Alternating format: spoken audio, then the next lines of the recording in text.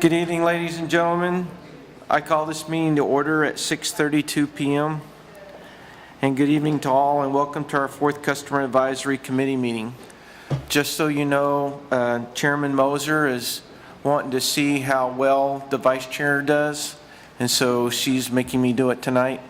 And she's not feeling well tonight, so I get to step in for her. At this time, we're going to be doing the agenda review.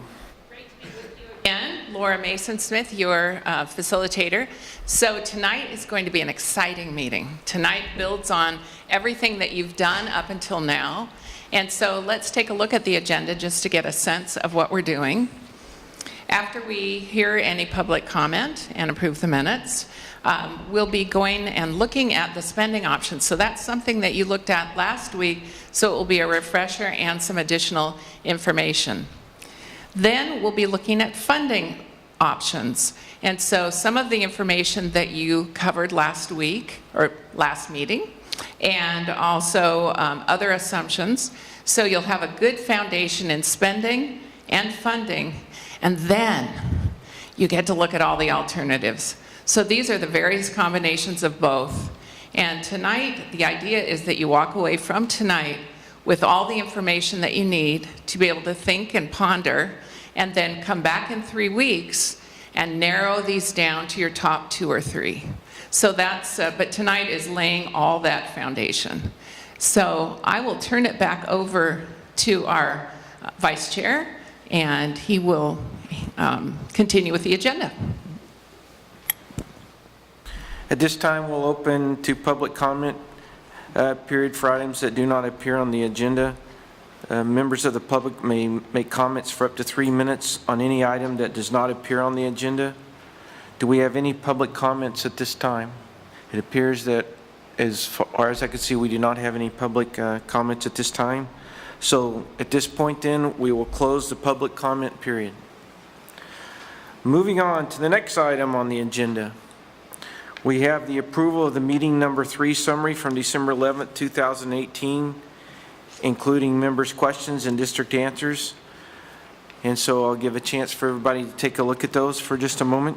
So the first thing I'm going to ask is, do we have a motion to approve the minutes? I will make a motion to approve the minutes.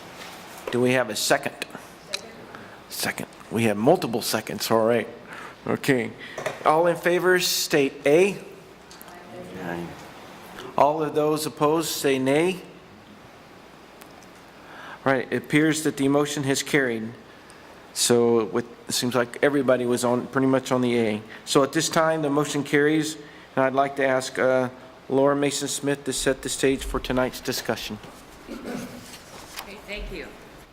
So you had some new members join your group, and you'll see on your, what we affectionately call the placemat, all of the members of the Customer Advisory Committee and the staff and consultants. So let's take a moment and go around the room so that you have a sense of who's here. And if you are, and state whether you're a resident or an institutional representative. If you are an institutional representative, would you indicate which institution you're representing? And then we'll also hear from the staff. So you just, again, have a sense of everyone in the room. Why don't we start here with Missy? And you do push, you'll see a little note there, and you do push the button. When you see it turn red, you'll know your mic is on. Missy Pieri with Citrus Heights Water District, Engineering Manager, District Engineer. Chris Castrito with Citrus Heights Water District, Chief Board Clerk. I'm Rick Moses, a resident. I'm Mike Nishimura with commercial with Sunrise Marketplace. I'm also residential, but Chris Ralston, San Juan Unified. Julie Byers, residential representative. Brent Martinez, resident. Why me? Doug McTaggart, residential representative. I'm Kimberly Berg. I own Citrus Heights Car Wash, and I also represent the Auburn Boulevard Business Association. Suzanne Guthrie, a resident. Hi, Catherine Cooley, City of Citrus Heights. Ray Bulkey, residential. Noe Villa, Sunrise Recreation and Park District. David Page, residential. Andrew Johnson, resident. Michael Goebel, resident. Amy Foff, resident. Peg Pinard, resident. Patty Catalano, resident. Ray Reilly, Water Board member. Hillary Strauss, General Manager with Citrus Heights Water. Andrew McDonald, consultant with Harrison Associates. Roger Cohn, Harris Consulting Team. I'm Steve Winchester. I'm Harrison Associates Chief Financial and Chief Development Officer. Habib Isaac with Raftelis. I'm the Utility Financial Consultant. Susan Soho, Administrative Services Manager, Citrus Heights Water District. David Gordon, Operations Manager, Citrus Heights Water District. Rex Muir, Water Efficiency Supervisor, Citrus Heights Water District. Paul Dietrich, Project Manager, Citrus Heights Water District. Tamar Dawson, Assistant Engineer, Citrus Heights Water District. Madeline Henry.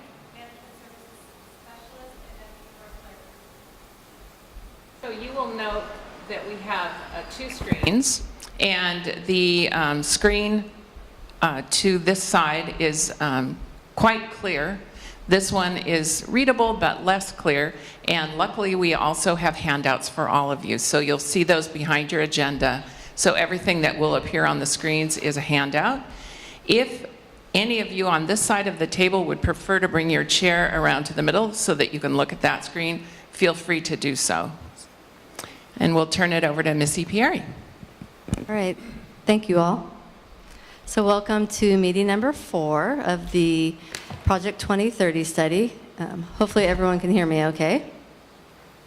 So just like I've done in the past, just want to give an overview of where we've been, where we are, and where we're going.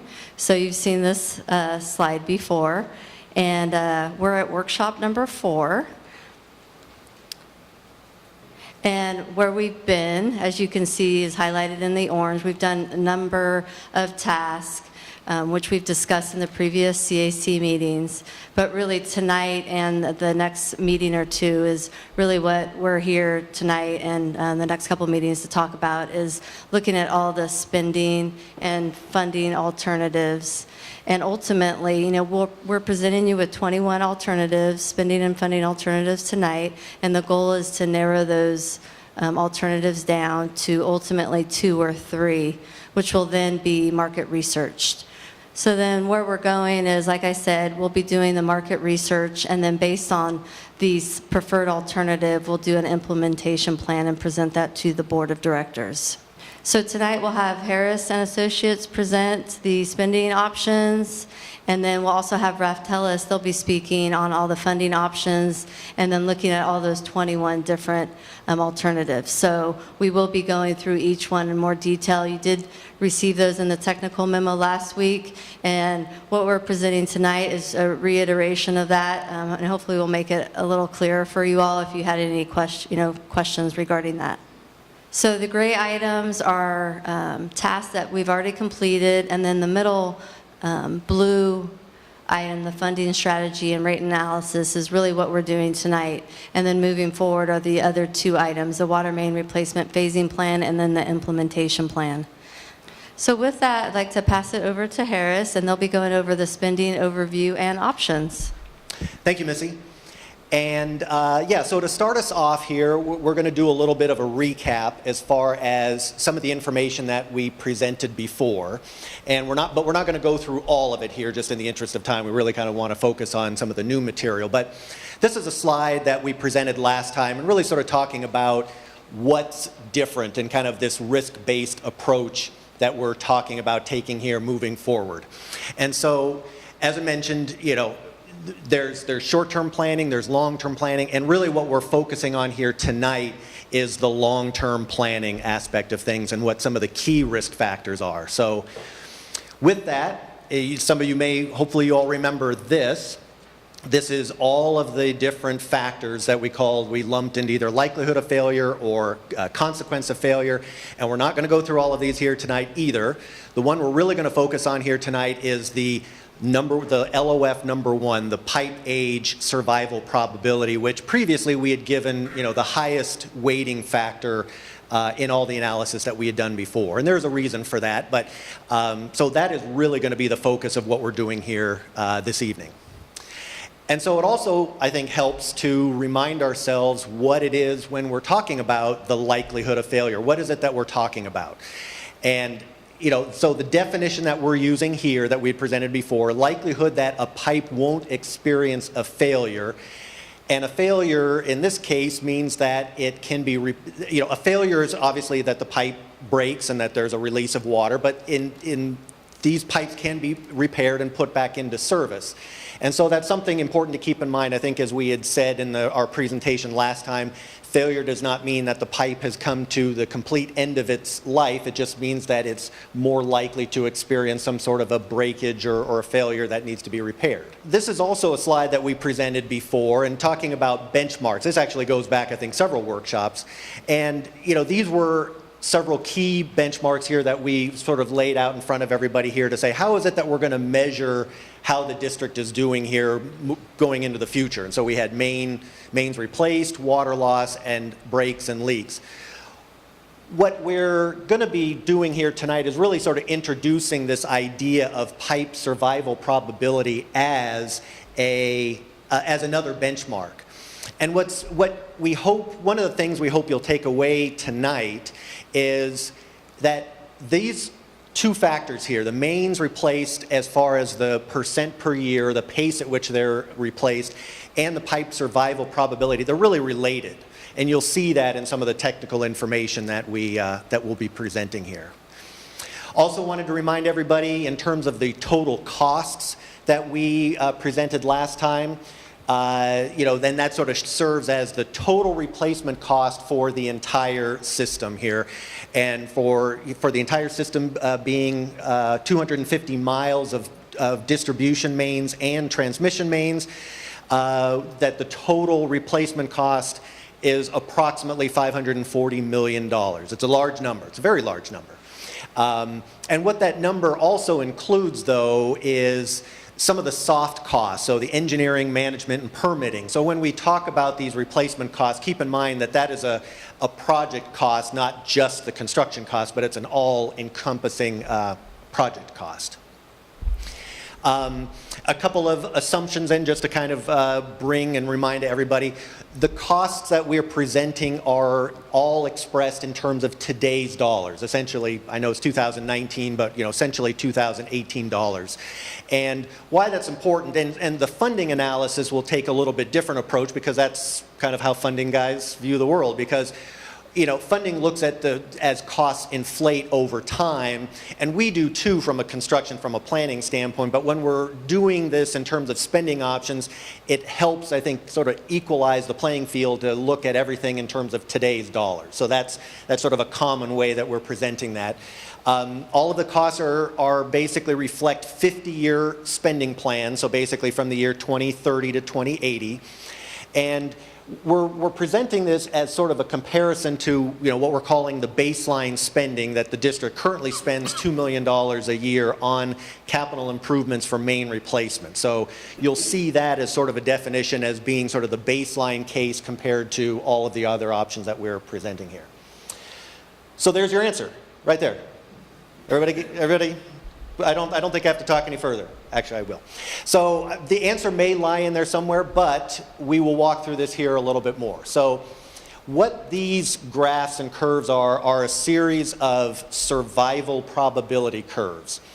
And what they reflect is basically the spending that would be required by the district to maintain a benchmark level of that particular survival probability. So what does that look like? So this first one here is a 2% survival probability curve. 2% survival probability means it's 98% likelihood of failure. And so keep in mind, survival probability and likelihood of failure are sort of opposite sides of the coin. And this would represent the highest risk scenario here. But as you can see, according to the modeling and the calculations that we've done, it's actually showing that you wouldn't have to spend any money until 2050, and then that spending curve starts to go up. And of course, we know that the district is spending currently $2 million a year on their capital improvements. So, that's definitely on the lower end of the spectrum here for that. And so with each curve, this is a 4% curve, and so you can see it basically shifts that spending to the left or earlier in time. So that point at which the district would need to start spending to meet that benchmark is the year 2040. And it goes on and so forth. This is an 8% survival probability curve. This is a 10% survival probability curve. And what's notable here is that the spending basically takes off starting in the year 2030 in order to meet that benchmark. And then all of the curves beyond that, you can see that there already has to be some level of spending, all the way. This one is 20%. This is higher, and so on and so forth. So basically what we're doing is we're increasing the reliability of the system, but what it means is that there has to be more upfront spending on everything. One other point I kind of would like to draw people's attention to, you'll notice especially on some of the lower curves, the green, the red, and the magenta or the purple, notice how there's sort of an inflection, there's sort of a curve, a bend where it starts to pick up at 2060. That is an important, I think, point to look at in time here. And so when we look at measuring and comparing options, some of the slides that you'll see coming up here use that as sort of the benchmark point to say, where are we in the year 2060? And depending on where you are in time, it can change that. But I'll explain that more a little bit. Okay.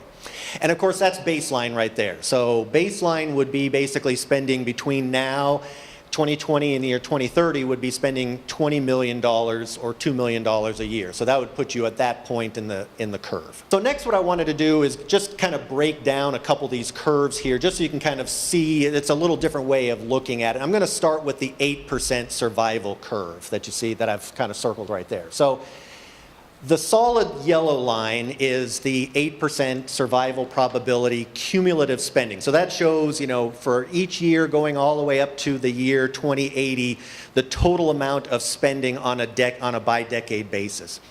The dashed yellow line shows basically the by-decade spending. So it basically shows what would you have to spend each decade, and then it gets added to one another in order to get to that cumulative spending. And so you can see that, a couple things to point out. One is kind of where it crosses the baseline standpoint here. So under this scenario, in the year about 2040 is where, if we were to meet that benchmark of 8%, is where we would basically have to start changing the spending patterns in order to meet that survival probability. Couldn't help but pull that guy off the internet or something, because one of the analogies we've talked about here is looking at this as sort of a wave of main replacements that is coming in the future. And in a lot of ways, it represents and is similar to the wave and the curve at which these mains were originally installed in the 60s and the 70s and in the 80s. There was kind of this big peak and this big surge in new development and new mains. And so the curve here, these spending curves sort of reflect that with the dashed line. And again, you can see that in relation to the baseline, the solid baseline spending at $100 million over 50 years and the annual. So the next, kind of going to the other extreme, the 2% curve, obviously shows a shift in that spending well out in years, both in terms of cumulative spending, but also with the dashed line for by-decade spending.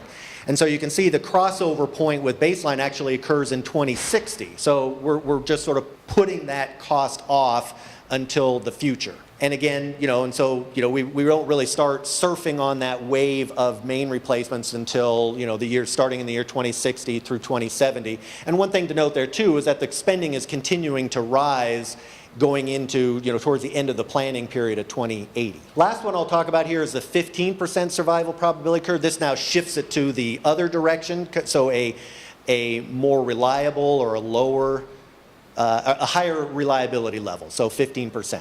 And the dashed line again represents the decade spending. And so the crossover point essentially occurs at the beginning of the plan period, which is 2030. And a lot of the spending starts really going into effect starting in 2040, 2050, and 2060. But you'll notice too that by 2060, that spending actually starts to drop back off, so that by 2080, we're almost back at where the district currently is on their baseline spending. And you would sort of expect that sort of a pattern to occur with that. So with that, I know that's sort of a quick run through, but with that, we're going to kind of jump now into the 7 alternatives that really serve as the basis for the 21 spending and funding. These are options, and the alternatives that we're going to be presenting here after this portion of the presentation. And so the option number 1 is what we're calling baseline, $2 million a year. And so there are the numbers. I won't read through all of these, but you can see in terms of going from option number 1, which is $2 million a year, all the way up to option 7, there's basically a 5 times difference. So, the highest option, number 7, equates to, over $10 million a year of annual spending, which would be 5 times current. And the other thing to point out, and I think by now you all sort of get that, is that as you spend more on that system and sort of stay out in front of that survivability curve, there's a decrease in the likelihood of failure. There's an increase in that survival probability, which means a decrease in the likelihood of failure. Okay, so with that, I'm going to kind of jump now into the various spending options, and I'll try and keep this pretty quick. This shows the first option, so baseline, and where it is in respect to the some of the lower survival curves, the 2%, the 4%, and the 10%. And as I mentioned, that using that year 2060 as sort of that inflection point benchmark, where would the system be at this level of spending? We would be, according to the modeling that we're using for this, we would be at a survival probability level of just over 2%, 2.1%. So option number 2, which is 1.5 times the spending, $3 million a year. And so what we've done here is we've shown both the spending option, which is the solid orange line, as well as the baseline current option, which is the narrower, the skinnier orange line. And again, you can see a little bit higher spending, and where we are in 2060 is slightly better. We're at now 2.4%. Not a big difference, but you can see we get closer to that red curve of the 4%. And then as we increase spending, we move higher up on that point. So there's option 3 spending, which is double the baseline, which is basically $4 million a year, $200 million total.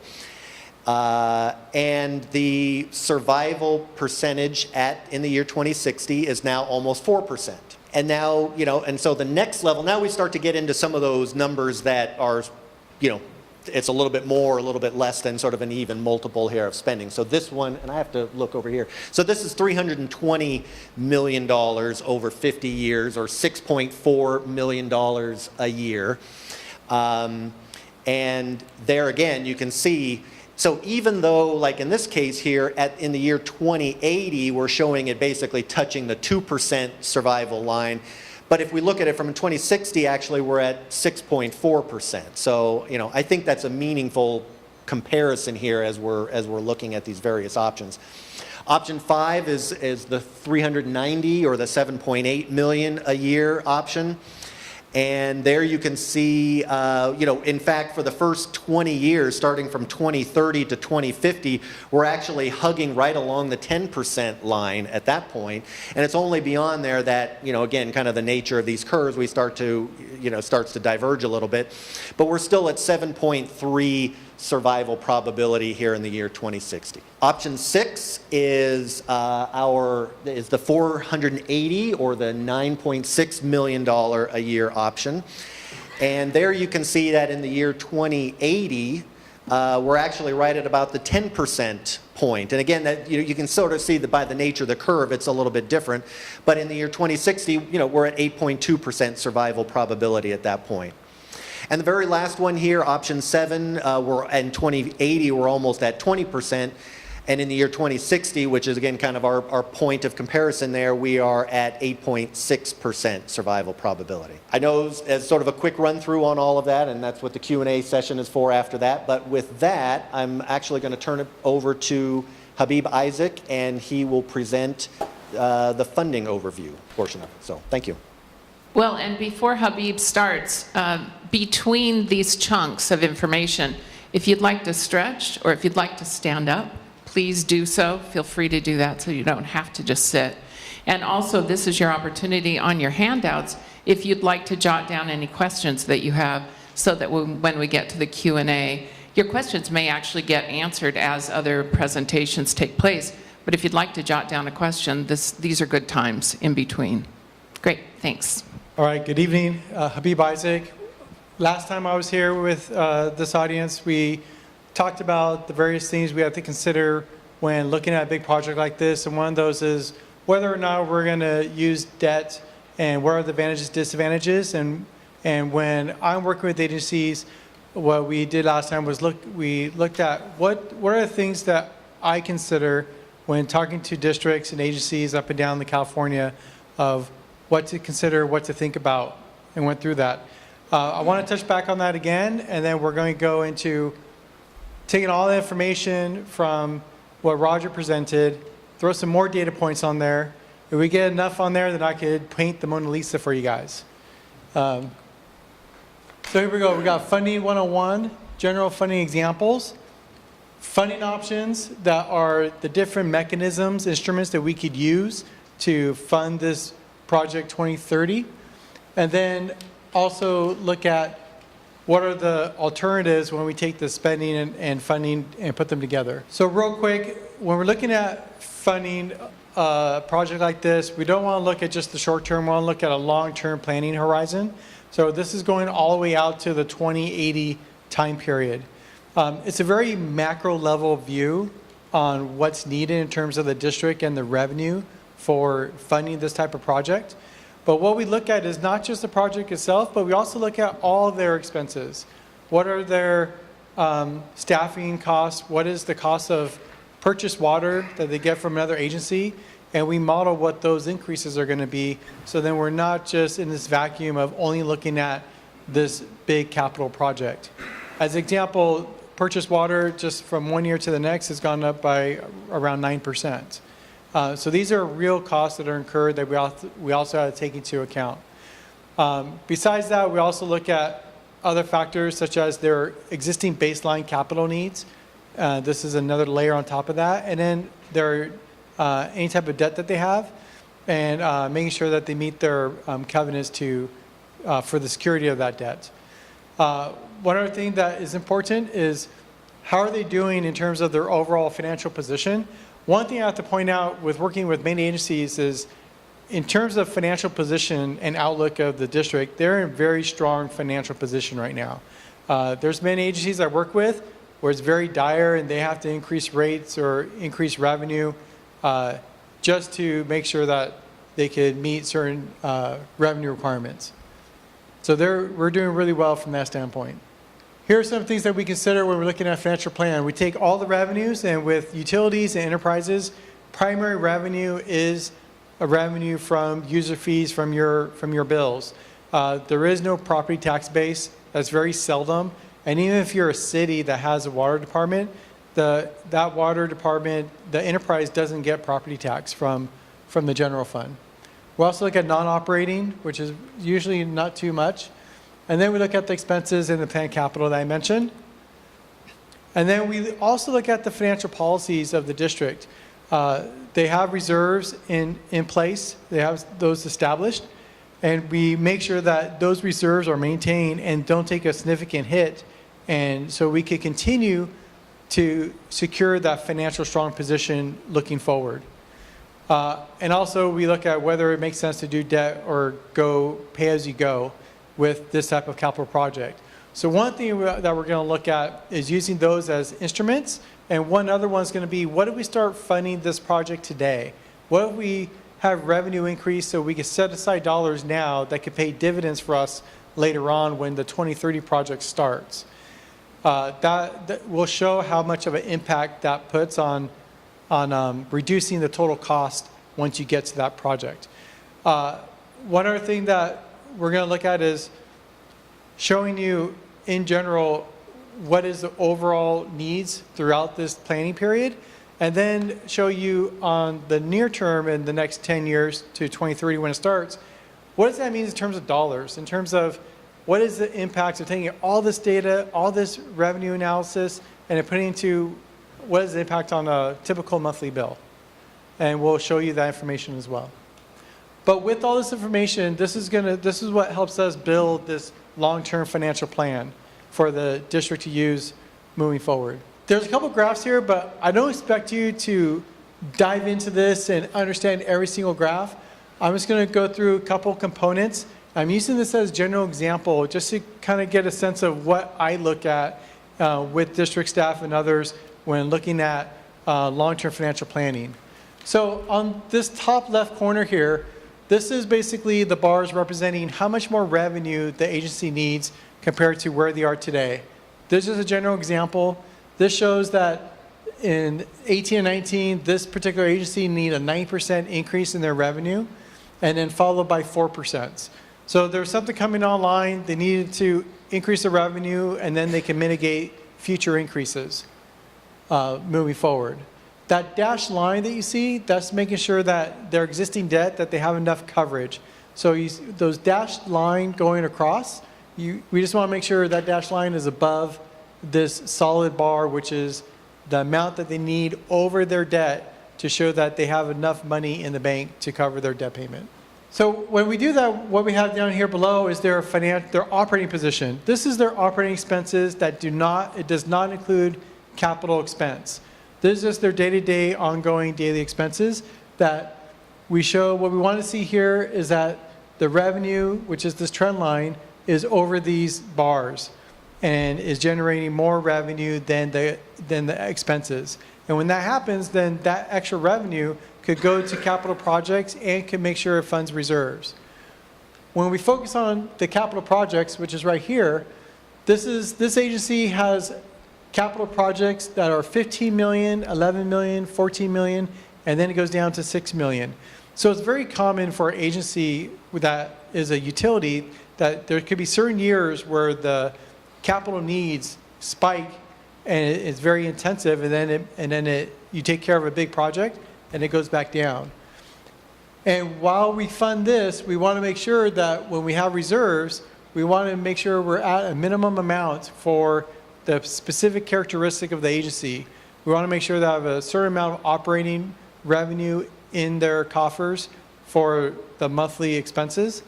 And we want to make sure there's enough revenue in capital reserve to be able to fund that project that's coming online and to award contracts to construction contractors. So what you see here is with this amount of capital spending, the reserves take a little bit of hit. The reserves are being used to offset these big expenses. And that's with these revenue adjustments.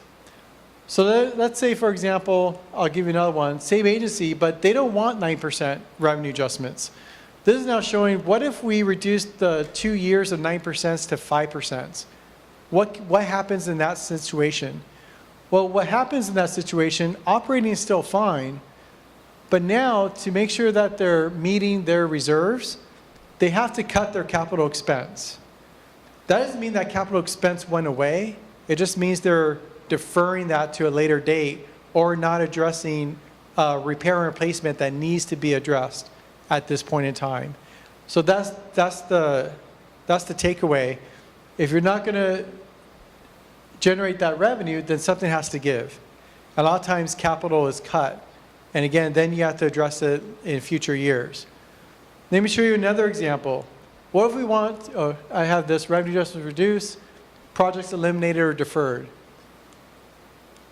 Here's another example. We still have lower revenue adjustments. It's still down to 9%. But this is throwing in a layer of what if we use debt financing to fund the capital projects. So we're still at that lower level, but this time we're back up to the capital needs and what the critical assets they had to replace.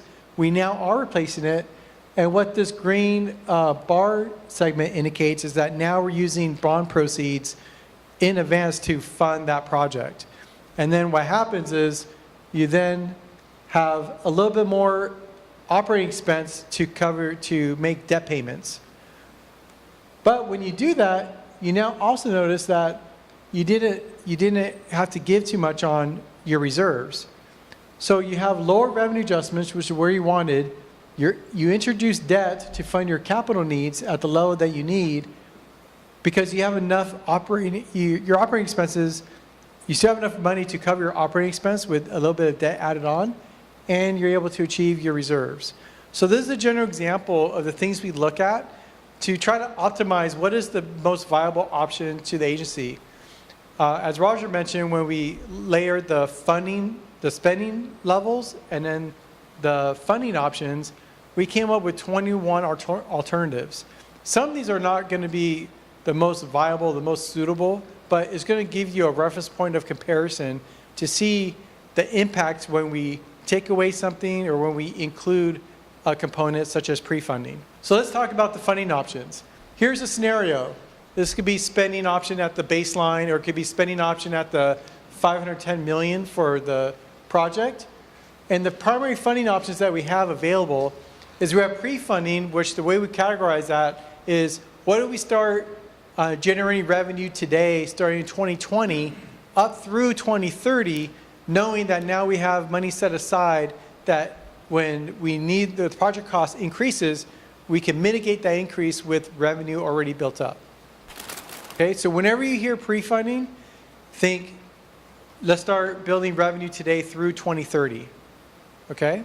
Then we have PAYGO, which PAYGO includes pre-funding, but PAYGO is really just, what if we don't issue any debt? What if we just fund this with with revenue that comes in on an annual basis, and that's it. And if revenue needs to increase, then we increase it to cover whatever spending level we feel is most suitable to meet that survivability threshold. And then the last one is debt. What if we then incorporate debt financing and then issue tax-exempt municipal bonds that are at a very low interest rate, that then we could spread that capital cost over the useful life of that project. So now this is where last time I talked about intergenerational equity. You know, is it fair, for example, is it fair for everyone that lives here today to pay the full rate of the cost of the capital today versus the fact that it's going to benefit generations to come? In that situation, debt makes more sense to spread that cost over today's customers and new customers that might come in future years. So all funding options include a PAYGO component, because the reason why is we're not going to look at a scenario where we pre-fund this whole project right from the beginning. We're not going to be able to pre-fund even the baseline of $100 million in 10 years. That wouldn't be palatable to the constituency of the district, and I wouldn't think the board would want to move forward with that. The other thing that we're not going to look at as a scenario is the other side of the pendulum. We're not going to debt finance this whole project 100%. That wouldn't be viable. It wouldn't be possible, most likely, because as you tack on more and more debt, your capacity, your bonding capacity is lowered. Think about as you buy a house and you also have a car payment, there's only so much more debt you could absorb before someone says, we can't give you any more credit.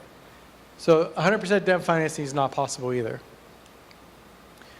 So with that, in every single scenario we show you, there's going to be part of just PAYGO that's funding this project. Just the revenue that comes in on an annual basis is just going to be part of your permanent baseline capital plan for this time period of 2030 through 2080. And then once that time period's over, then that cost will go away. So here are the variations of the funding. We have no pre-funding, no debt. That's basically just pay as you go.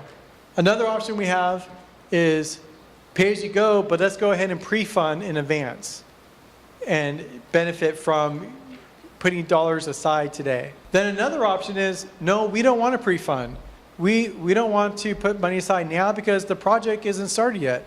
Let's incur that cost and that burden when we're actually going to move forward with the project. And then, sorry, but we are using debt on this one. I apologize. Because when you aren't pre-funding and that project cost spikes right away, we want to be able to mitigate that spike to the end user by using debt to then mitigate and spread that over a longer period of time. And then the last one is pre-funding with debt. So we're going to use all three components. PAYGO, we're going to pre-fund, and we're going to use debt to see how we can optimize the spending with the funding option. So in general, here are the spending options that were discussed through by Roger's part of the presentation. And notice all these are going to have a PAYGO component.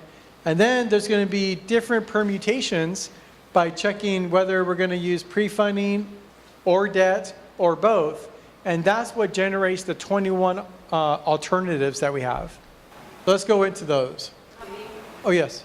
Before you go into those, I think it would be helpful to clarify, tonight you will not be narrowing these down. Tonight is really about gaining an understanding of all of these.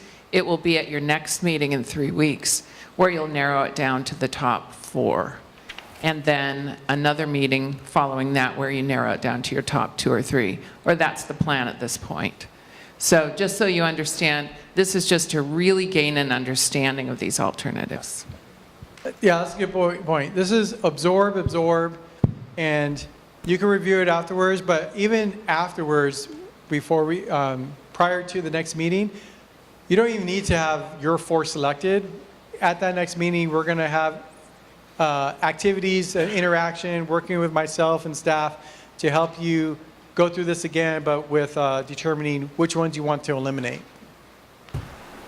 Thank you, Laura. All right, so let's start with the baseline. That baseline is what the spending level is today, that $2 million a year. And then this also includes what are the revenue needs of the district today, just looking at all the other expenses, knowing that there's certain costs that will increase over time, such as purchased water, and determining what is the level of revenue needed. So what this is showing here is, here's the total cost that's going to be the reinvestment. The total amount of main lines replaced is 18% at this level of spending. The survival probability is less than 1%, which is obviously not a viable solution, I would say. And then for the revenue adjustments, on average, over the course of this planning period through 2080, it's around 3.5%. So you can view it now. This is a good example of the agency is in a very good financial position because 3.5%, that's roughly, cost of living adjustments. Those range from anywhere from 2 to 3%. So that's where they're hovering around. No debt, no pre-funding. And this is what this bar is showing you is decade by decade, what is the expected revenue needs over the time period. So in the 20s, it's 3.7%, and that's for every year. Then we have a little uptick of 4%, then it comes back down. But overall, on average, the annual revenue adjustment needs is 3.5%. Okay? A couple takeaways here. This reflects the current investment at that $2 million. It replaces 18% of the water mains by 2080. And as I mentioned, it generates a low survivability with directly the counter part of that is that it's an inherent high risk. And then in terms of what is the impact on the average monthly bill, well, what we're showing here is from 2020 through 2030, the average monthly bill will go up $2.85 every year. So say we're in 2020, on average, it'll be $2.85 more than what you're paying today. Then in 2021, it'll be $2.85 more than the previous year. So every year you're tacking on $2.85. Okay? So that's how we're kind of showing what is the impact to the customers during this 10-year period. Another thing I want to point out is when there's a scenario alternative that doesn't have pre-funding, then it's going to be similar to baseline because we're not increasing it more than 3.7% because we're not adding pre-funding. So if we're not including pre-funding, then it's going to be equivalent to baseline. Okay? Yes. Yeah, we have an exhibit that was handed out that shows all 21 alternatives, and it gives a description of what's included, what's not included, and the replacement percent of the main lines, whether debt is used and what percent of debt, the interest of the interest payments, and then the decade by decade percentages. So all that's on one spreadsheet that you could use to compare. I also identified a couple notes in some of those examples that is somewhat hidden if you just look at the percent, but I'll bring those up as well. So here's alternative 2.1, and you can follow along on that exhibit because we have it labeled the same way. This is 1/2 times the baseline.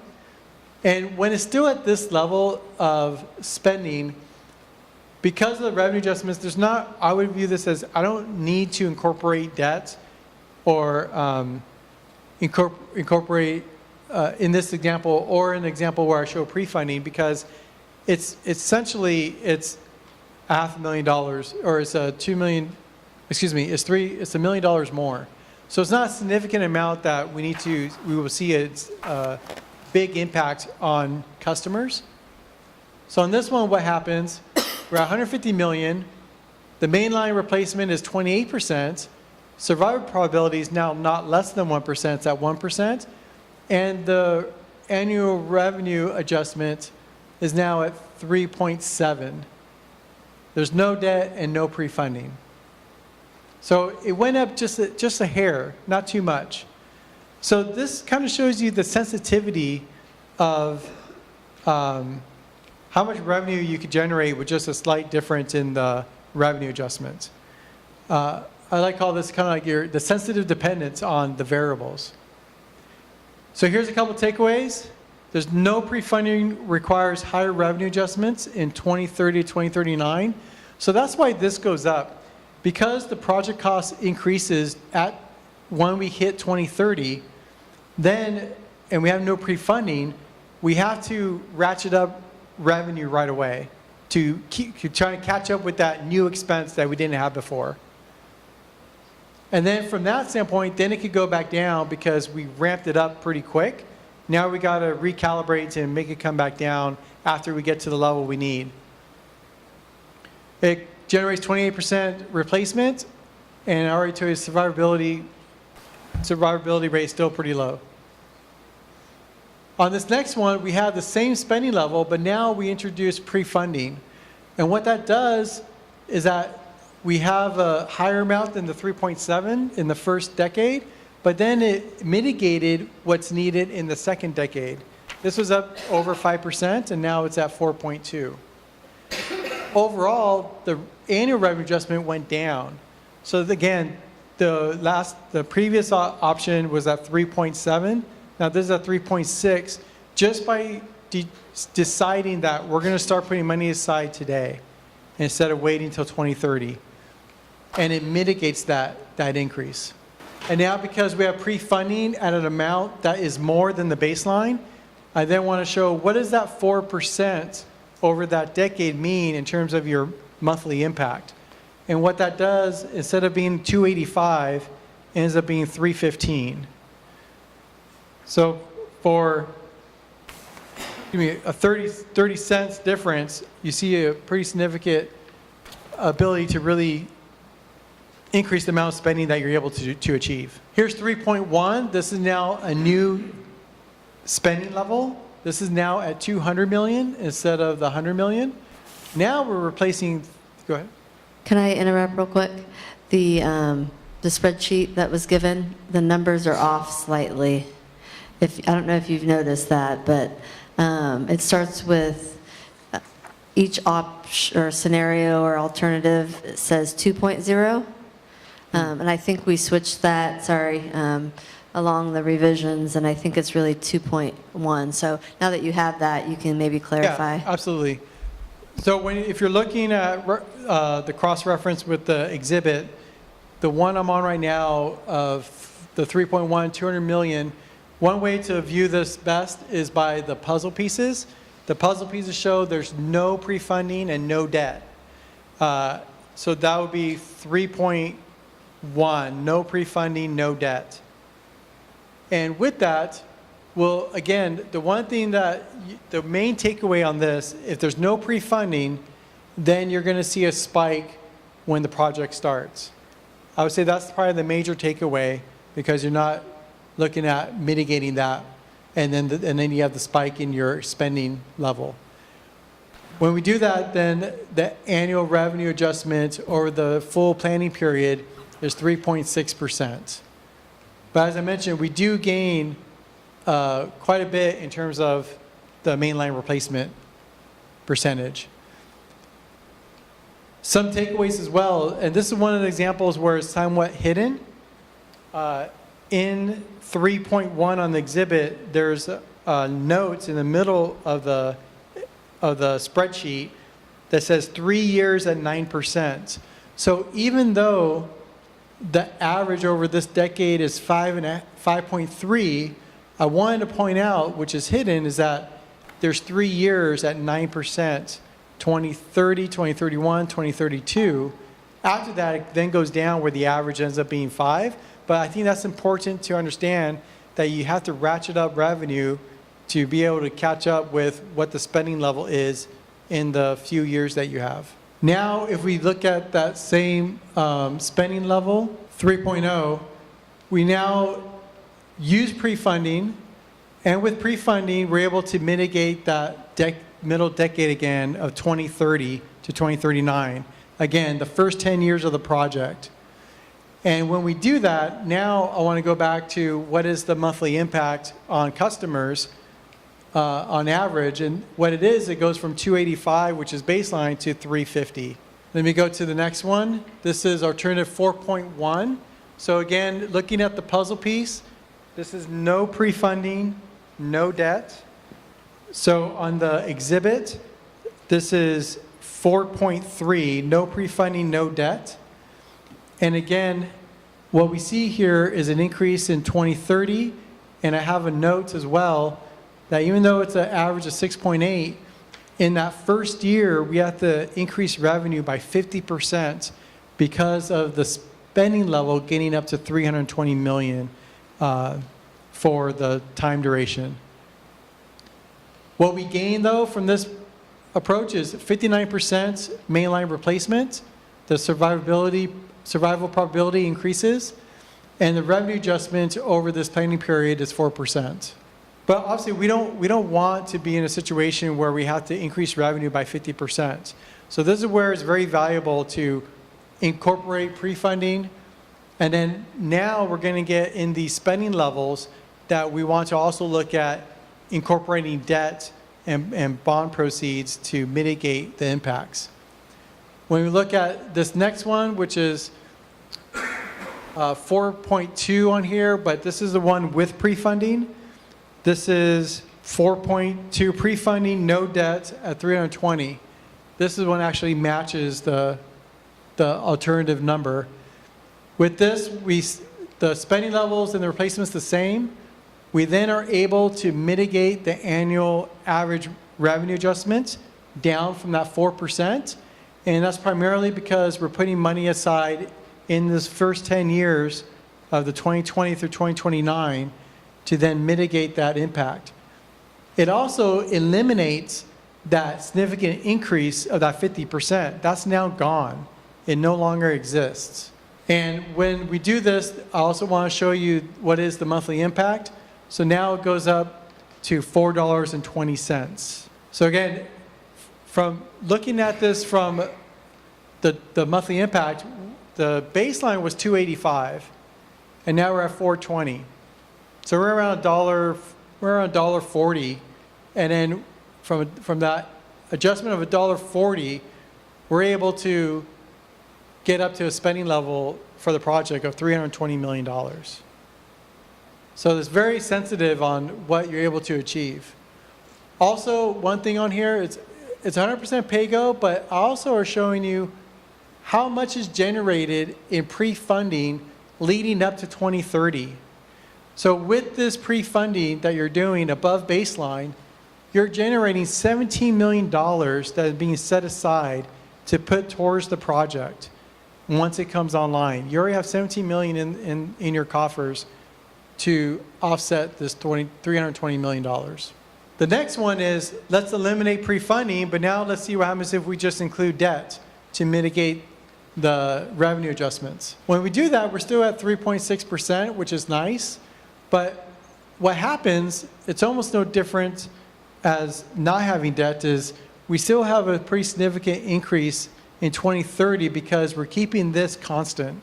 We're not letting it be above baseline.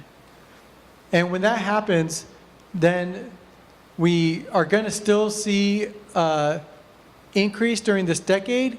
And the reason what we achieve with debt is that significant increase in that 1 year of 50%, we're also able to eliminate it by utilizing debt to spread that cost over 30 years.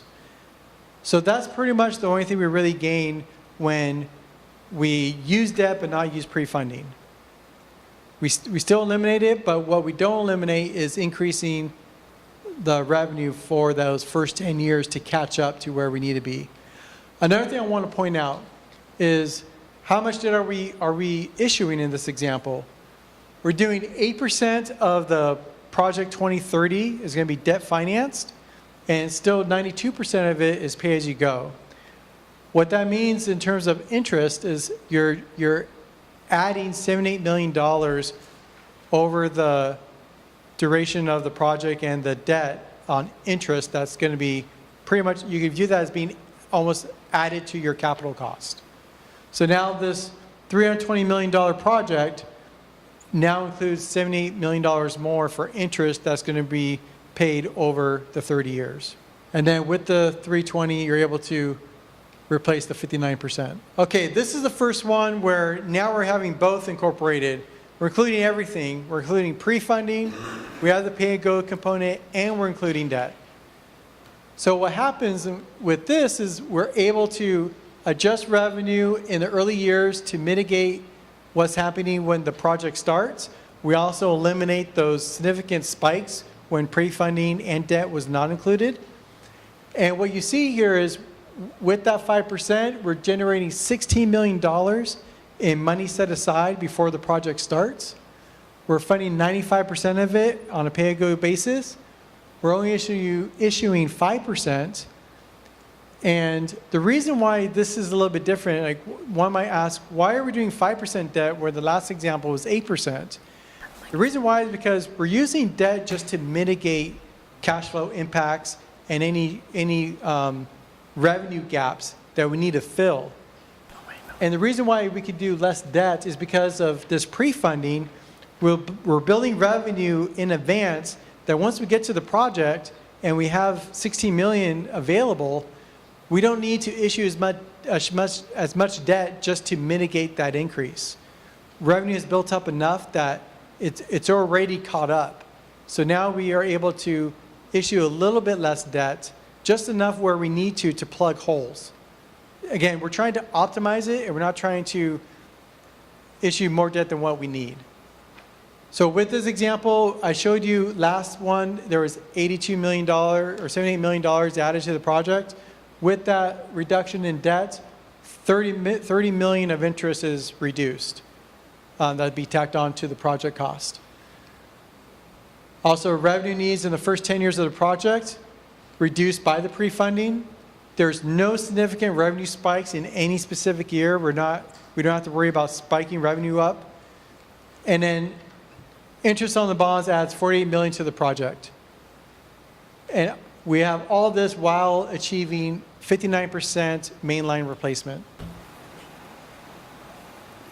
Well, it's 50, more than 50, yes. Yeah. Now, again, we have pre-funding in there. So what we see here with the inclusion of debt, this is actually a little bit less than with some of the other examples that had pre-funding. Now this is $4.10. It came down by 10 cents compared to the other one. So there's definitely value here when we mix and match the different options that you have, funding options you have, to make alternatives. We can have an infinite amount of alternatives by changing little things of how much debt, how much do we increase pre-funding. But the goal of today is kind of get you a sense of how sensitive these variables are and where you want that needle to move. And I'm more than open to hear feedback of maybe someone's proactive on let's put money aside today as much as possible. Others might be, I don't want to incur any cost until the project starts. And this is information that we may come back and at the next workshop, incorporate that information for you to see other examples. So now here's the spending level going up to 390. You see the same trend that's happening when we don't have pre-funding, we don't have debt to use as tools, then once the project starts, we have to ratchet up that revenue. And in this example, when we ratchet it up, even though it shows 7.5%, we need 30% increase in 2030, followed by 20% increase in 2031. Again, this is not something I would recommend, but it's really good to show for comparison as to why this is not viable and why pre-funding is something that should be considered, to what extent that's debatable, that's why we have different options, and whether or not we're going to incorporate debt financing. Here's the $390 million with pre-funding. The pre-funding at this level generates $29 million to put aside before that 2030 project starts. And now you notice that we reduced the revenue needs in that first 10 years. It was 7.5%, now it's down to 5%. And then it's very modest once we get into the later years. Also, this eliminates those spikes that we saw in those 2 years. They're completely gone. The average revenue adjustment over the planning period is 3.95%. And beyond 2040, because of ramping it up, we're able to maintain even less than the baseline at 3.18% for 2040 and beyond. And one thing to point out, with the $390 million project, we're now replacing 72% of all the water mains. Now we're getting to the level of something very significant in terms of return on your investment. And again, we do have pre-funding, and that 6%, how that correlates is that it makes it just over $5 change to your monthly bill. So in 2020, $5 more a month for that year. In 2021, it will be another $5, which would mean it's a $10 change in your monthly bill from where it is today.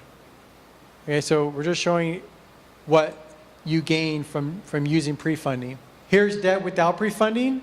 Again, same trend. It mitigates the future, but it doesn't help too much with this first 10 years.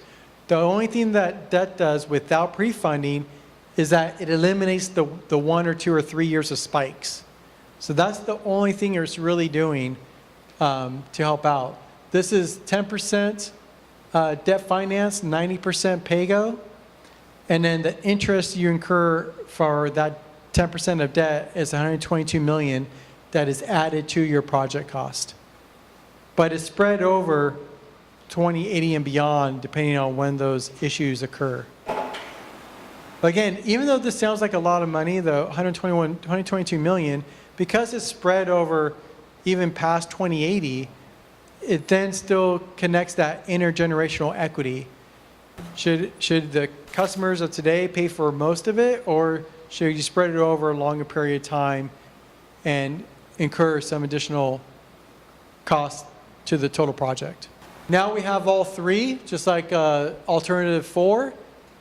Now what we see here is we're just below 4%, even though we're able to achieve $390 million project cost.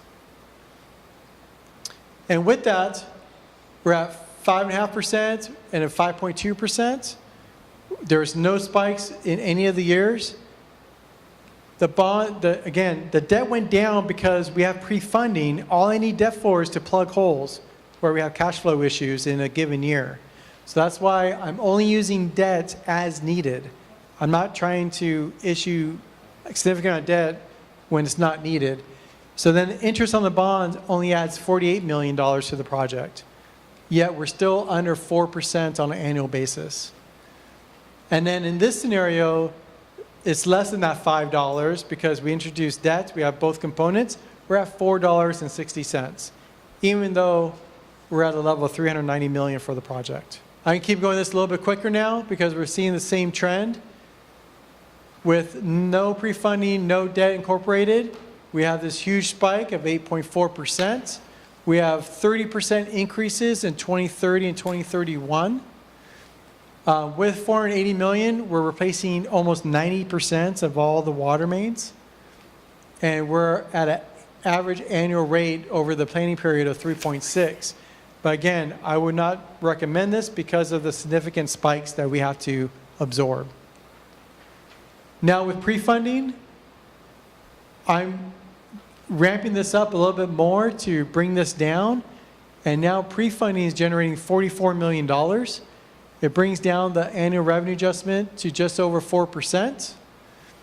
And with that, it eliminates those significant increases of 30% in those first 2 years of the project. And future revenue adjustments from 2040 and beyond is performing better than the baseline once we get to that point. With this, I think this is the highest one of pre-funding that we're showing you tonight, $6.60. Again, some of these are for comparison, just so you get a sense of how much, what's the benefits gain for the investment made, whether it be debt, whether it be pre-funding for all these alternatives. Here's debt. Again, I wouldn't recommend this, but again, it's for comparison because it doesn't do much in this decade besides eliminate those 2 years of 30%. That's what you gain is that spike. You eliminate the spike. Now here's one with all three. We're at 6% for the 2 decades. We're achieving $480 million in the project cost. It's almost 90% mainline replacement. And where we are, we're still under 4%. So we're still under 4%, and yet we're increasing the amount of spending for the project. We do add $132 million. The debt is 9% of the project being funded. And pre-funding is almost just over $29 million set aside. And with this one, with the 6%, we're at $5.15 for your monthly increase. We're on the very last one. With no pre-funding, no debt, we're at 9.2%. And then 35% increase in 2030, followed by 20% increase because we need to catch up to this level of spending. We then introduced pre-funding to generate $36 million to set aside before the project. This eliminates those significant increases.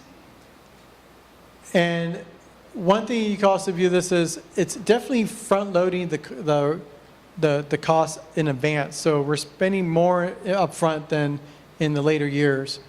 In the later years, we're at 3.36%, performing better than the baseline. And then this is reflecting 94% mainline replacement. Monthly bill impact, $5.70. Here we go with debt. It's 8.8%. We get rid of those spikes in those early years. And $96 million is added to the project cost for interest. And the last one, we now at the 510 include all 3 funding options for this alternative. We pre-fund $19.2 million. We have 85% PAYGO with 15% debt. When we do this, we're just over 4% on an annual basis. The first 20 years average around 5.7%, with all future years at 3.25%. excuse me. And then no significant spikes in any year. Interest on the bond as 49 million. But what we gained is 94% mainline replacement. And on a monthly impact, on an annual basis, your bill will go up by $4.55. And that's for your typical single-family customer. So the takeaway on all this is really just understanding how pre-funding, debt, or not having either one included affects the funding of these different spending options. And we showed you multiple alternatives, so you kind of see those trends, how they happen, and then what's the impact, and how much does that needle change. And I said, as I view that, we look at the revenue adjustments as one of the main variables on the funding side. I want to see what is the sensitive dependence by changing that needle just a little bit. And you can see that just by changing it from 4 to 4.07 and incorporating different components, you really see a big difference on what you're able to achieve and what you lose in terms of revenue needs and impacts to your customers. I know that was quite a bit of information, but again, we're still at this macro level view of just understanding the long-term financial planning. And if you guys have any questions or want to dig a little bit deeper, please feel free to ask me questions or if you have any questions for Roger as well. So what we wanted to do next was give you an opportunity to chat with each other about what did you hear, and also identify questions that you have. We would have you put those on sticky notes, as you've done in the past. We'll collect those, and then the consultants can look at those while you take a break, and then we'll come back and we'll have a good chunk of time to be able to answer questions, and we can go back and forth so that you can feel like you're leaving tonight understanding what it is that you'll be looking at. Also, please know that all of these materials will be provided electronically, and you'll have those, I believe, within the next day or so. And so you'll be able to look at them in detail. So let's have you break into groups of 4. So this would be one group. And let's do a group of 3 here. How about 4 here? And a group of 3. And a group of 4 here. So I will bring around sticky pads. Why don't you take 10 minutes, and then we'll have a break, and then come back and answer questions.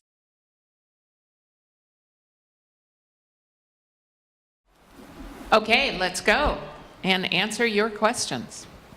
I see you're all back. I figured we would have scared you all away here by now, so I'm glad you all came back. We should probably be the ones here to be hightailing it, because you asked some really, really good questions, and so we're just going to start diving right into these right off the bat. And in no particular order, so let me just ask, would it be helpful, because basically as I see it, there's sort of 2 categories of questions, one having to do more with the spending options and perhaps some of the survival probability curves, the other having to do more with some of the funding mechanisms and the funding numbers and all of that. My thinking is that maybe it would be more helpful to sort of group those together, or do, start with one versus the other. Does that sound okay? So I'll take on the first group of them, and then, but I won't go too far away. So, okay, so the first one, I'm going to set this down here. All right.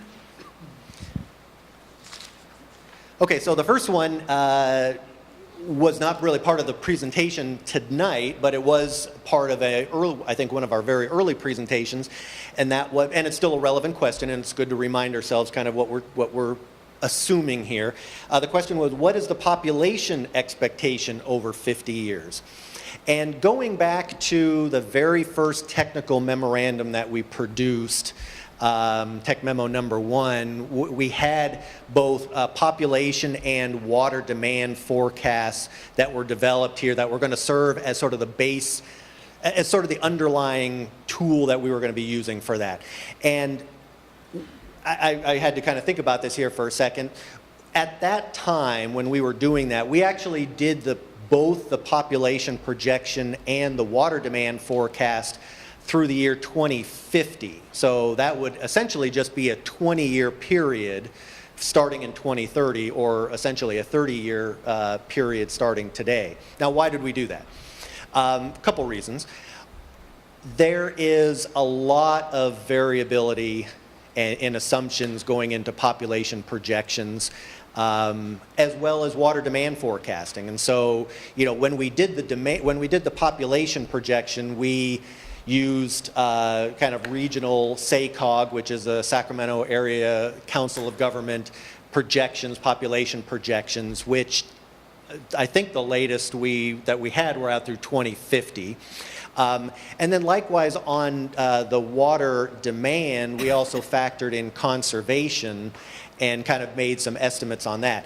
And that's based on regulations that, as I understand it, are already in the process. I think state regulators are looking at possibly changing that. So we made the decision at that time to take the population and the demand forecast essentially only to 2050. The other thing to keep in mind too is the way we're using that is really to sort of help us look at maybe right sizing some of the larger diameter pipes here, and that will come later on in the analysis. But then now maybe more specific to the question, what were those numbers? My recollection from a population standpoint, at least through 2050, was about, I want to say an 11% increase is what our numbers. We can confirm that here going back and looking at our tech memos, but my recollection was it was from now until the year 2050, we were looking at roughly about 11% population increase in the service area. And knowing, of course, that that the service area is more or less built out, there is some potential for redevelopment, which is, of course, another wild card in this whole equation. So I hope that answers that question. Turn this sideways.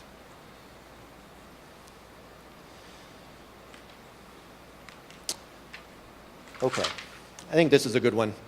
They're all good. But I'm going to start with this one. Does CHWD have a reliability goal? Is it 72%? And that is, well, that's, again, very good question here. And the short answer that I think we would offer up is there is no established goal that either the district has, or really for that matter, what we've been able to ascertain here, kind of looking industry-wide here, that there is a sort of an accepted benchmark either by the American Water Works Association or American Society of Civil Engineers that says your survival probability number should be this, or you should be replacing your mains at this rate. I mean, those benchmarks and standards don't exist in sort of an industry-wide fashion that we can say, yes, that is the exact number that we have to use. So the way that we're using these in particular, the survival probability numbers, is really just sort of a check to see, okay, if we invest, if the district and its customers invest this amount of money over a 50-year period, where does that put us relative to these various curves? So again, to repeat that, no real established goal that we're establishing at this point, but that does sort of bring up, and there's sort of a common theme here, but I'll still read them all since everybody took the time to come up with good questions here. Would remaining bad pipes be replaced after 2080? We will still have 28% bad pipes. And 28%, I think, is reflective of maybe it's alternative 5, I think it is, or spending option 5 or so. I mean, that number varies depending on what the investment is. If I'm not mistaken, I think the spending option 7, which is 510 million over 50 years, is roughly 94%. So that obviously that number varies. And that's assumed to be within a certain period of time by 2080. And So yes, there is life after 2080, and the district and its staff in 2080, that would be part of its work, is to kind of continue on with the main replacement work beyond there. So, yes, so that process is ongoing. I'd just like to point out, this study is the first of many. We will continue to look at our pipelines and look at different replacement programs. So every 5 to 10 years, we're really going to take a good look at this. So we will revisit all of the assumptions and recommendations we made in this study as we move forward, because things do change. So just would like to reiterate that. And then also another thing to point out, I believe we just looked at TM1, and the population increase, I believe, was 18%. Okay, my apologies for that. So, okay, great. Okay, and then I would say a very similar question: what happens to water main replacement not completed after 2080? Again, life goes on after 2080. Main replacement will always be a part of a normal operating function here for the district and its staff. So, the 2080, we're using that as our planning period currently, but it's assumed that, this process would continue on beyond that.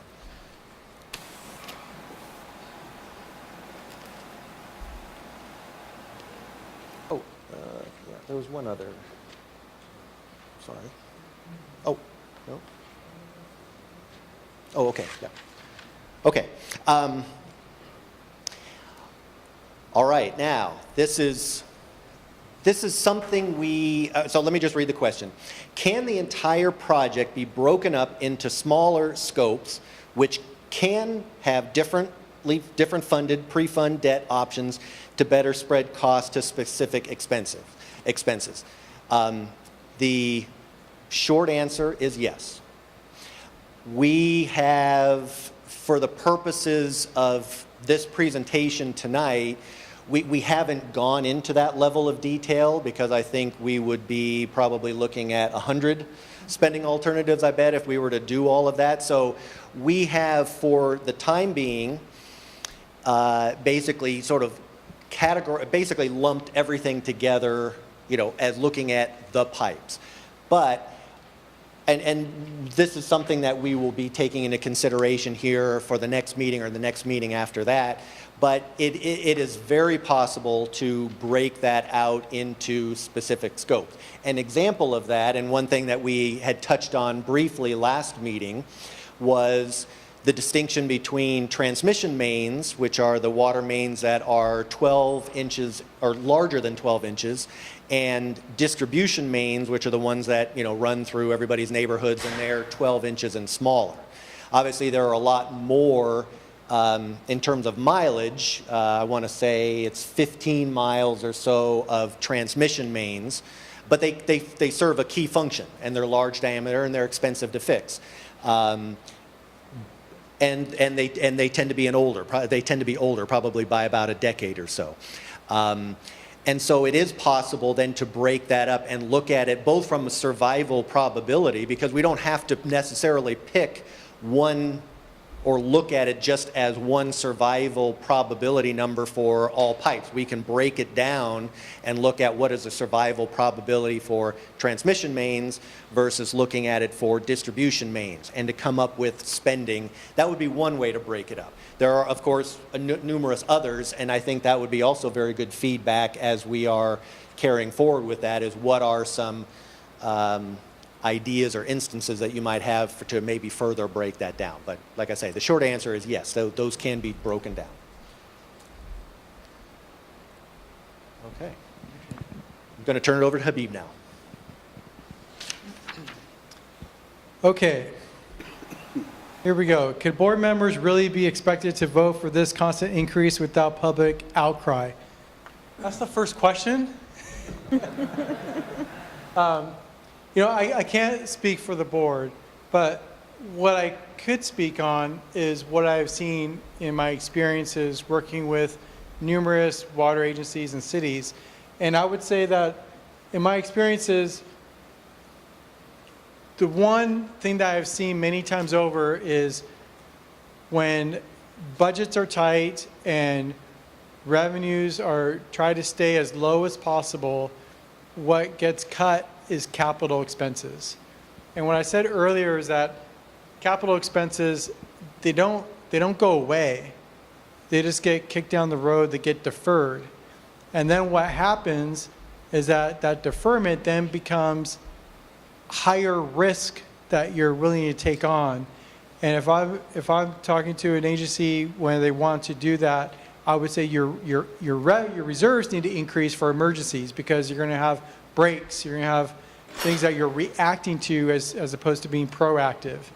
And a majority of agencies where I've been involved in where they needed significant revenue adjustments has been due to addressing capital needs that they deferred.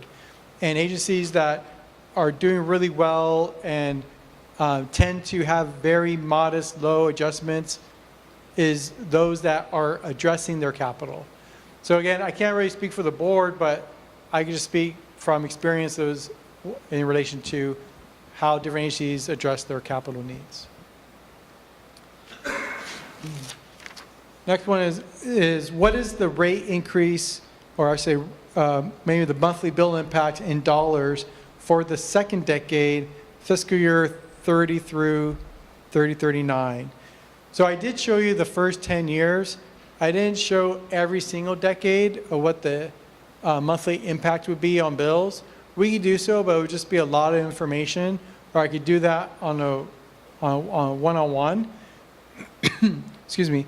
The other thing I want to point out that I spoke to some of the committee members is the other reason why we just looked at the 10 years for now is because agencies can only set rates for 5-year increments based on Prop 218. And because of that, you couldn't move forward and say, I'm going to set rates for the next 50 years. That's not possible. Because of Prop 218 and how rates are set in California, you have to be very transparent. You have to show what costs are being incurred that justifies the rates that are going to be established. And that has to be done on a 5-year basis. It lends itself to be very transparent. A full report has to be established. That's what we help agencies with. But it seems like those type of, having the public hearing, that comes up pretty, regularly, but it's done on purpose with Prop 218 to be transparent for the community.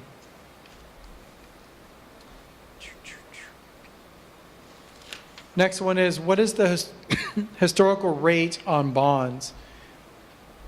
I've been doing this for 16 years, and I'm not a financial advisor that goes out and tries to issue bonds or go into the municipal market, but they average roughly, low 4% in terms of the yield and the coupon rates. What we're using in our model is 5%. Which is pretty conservative. They went to issue bonds today, it would be substantially lower, which then would be more savings on the interest being paid. One other thing is, what about the situation where the market increases and interest rates are significantly high? In that situation, the district is, as I mentioned, is in a strong financial position. And they're not reliant on needing to go out on the market to incur debt to take care of expenses.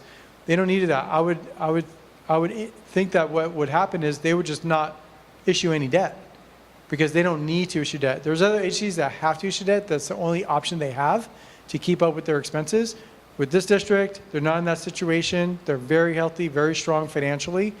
And actually, they're retiring some debt in, I think, fiscal year 2020, that then is going to have their debt obligation be very low at 10% or less in terms of total debt incurred. So I don't think they're going to be in a situation that is going to impact them.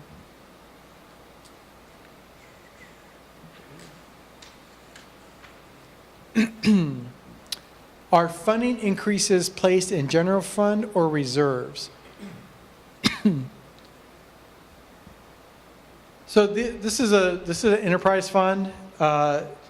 You know, it's very different than a city where there's a general fund and then there's like a water department or a wastewater enterprise fund.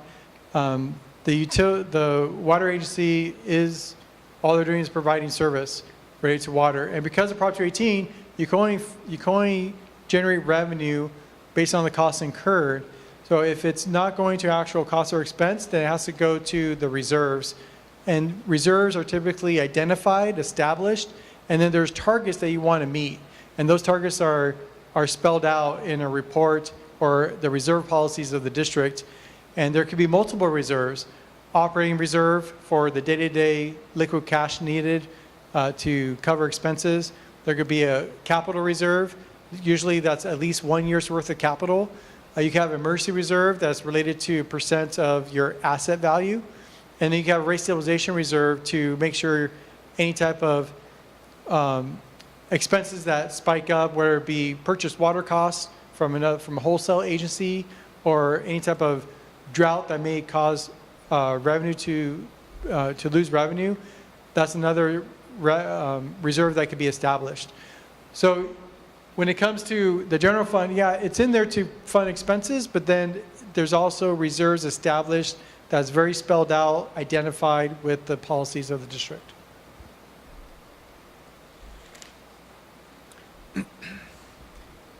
How much do we consider is sufficient for a pre-funding reserve till 2030? That sets the rate $2.85. So with the $2.85, that was the baseline case. That was no pre-funding. That was just maintaining the current investment of $2 million a year, plus all other expenses, operating expenses of the agency, which also includes making sure reserves are intact and at the appropriate levels. But in terms of, what's sufficient, when we're looking at pre-funding and analysis, the goal of that is to mitigate future increases or spikes in those revenue adjustments. So the goal was to optimize it where it's not a huge amount that then all future years are 1% revenue adjustments. But that wouldn't be fair and equitable when we're looking at intergenerational equity between customers of today and customers later on. We want to maintain a very smooth projection of revenue adjustments, and that's how we're using pre-funding. All right, what else? This last one.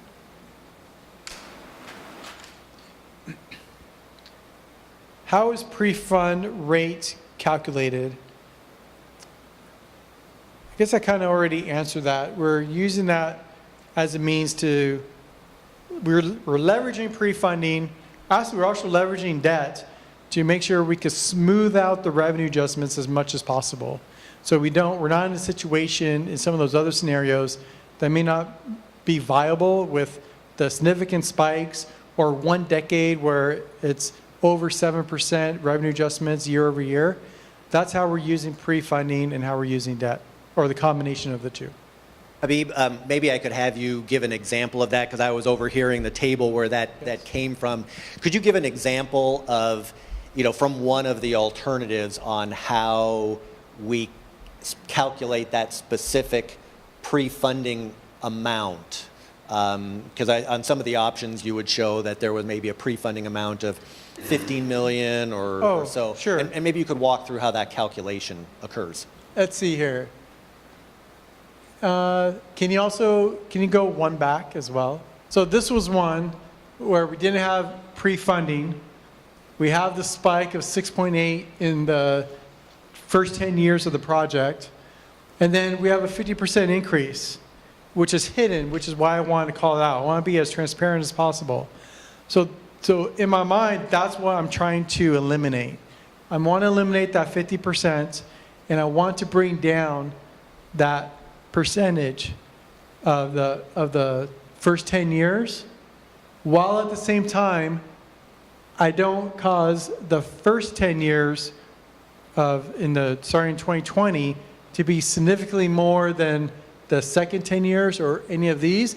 And I want the future years to be pretty smooth, very constant. So those are the things I'm trying to balance when I'm working through this. Go ahead. And this is how I achieved it. I basically said the revenue needs between these 2 decades, I'm going to put them all together and see what's the annual average rate I need over 20 years instead of nothing happening in the first 10 years, and then the 10 years of the project, something has to happen. So I'm kind of looking at the next 20 years collectively as a group. And then that allows me to keep this pretty modest in the future years.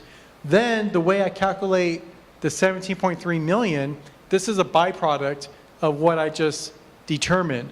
What I do is I know what the baseline revenue is, the 3.7%. I know how much revenue that's going to generate above where you are today. And then I look at the 5% and look how much more revenue above baseline would that generate, which should go to the project.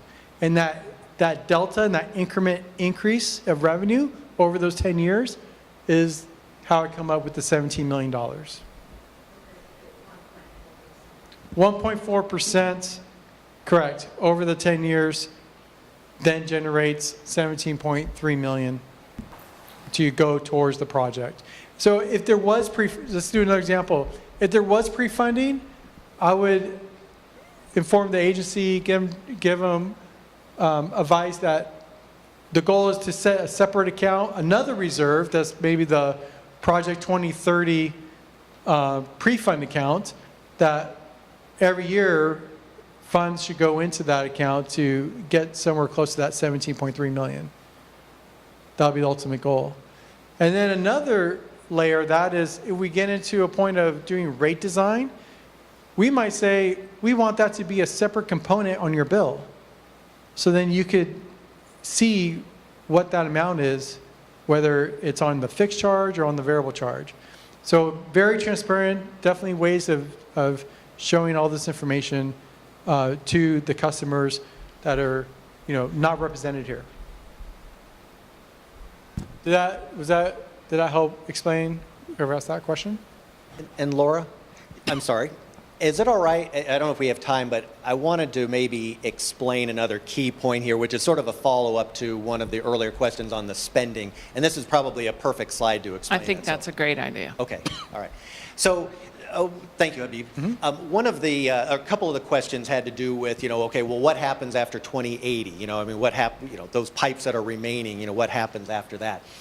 And I think it was this group here with Doug and Kimberly and Bren who sort of phrased the question in a little different way here that I don't think we've necessarily as clearly explained as we should.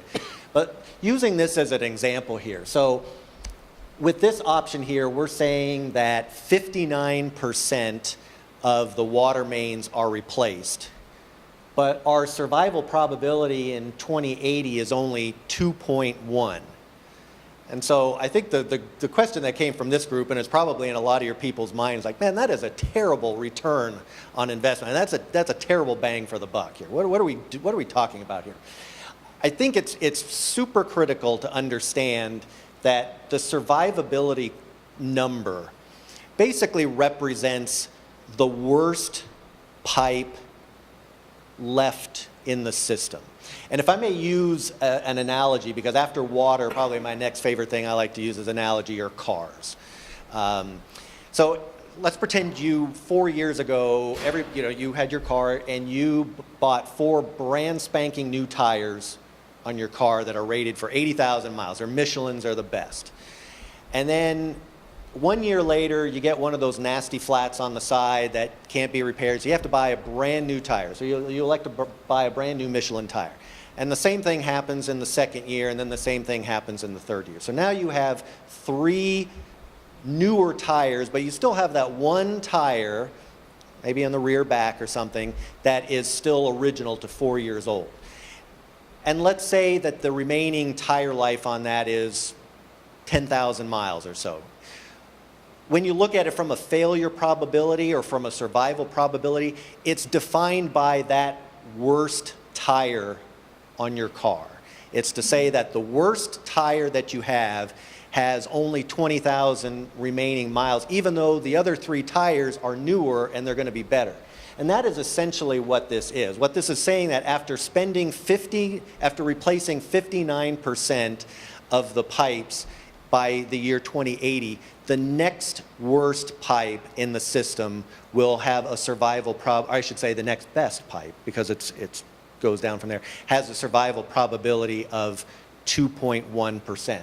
And so if you go to some of the next options here, and we don't necessarily have to do that, but for some of the higher options, where in the year 2080, it's 16% in the year 2080, that's because you've now spent more money to take out those pipes that are at the bottom of the list, and now your next worst pipe has a 16% survival probability. And so that dividing line really sort of defines the benchmark for the entire system. It does not represent, and this is, I think, important to clarify too, it does not represent the average for the entire system. So in this case, after spending 59% or replacing 59% of the pipes, your average is only 2.1%. That's not what that means. It's kind of where is that dividing point. So I hope that helps clarify, because I think that's important as you're moving forward on this. So.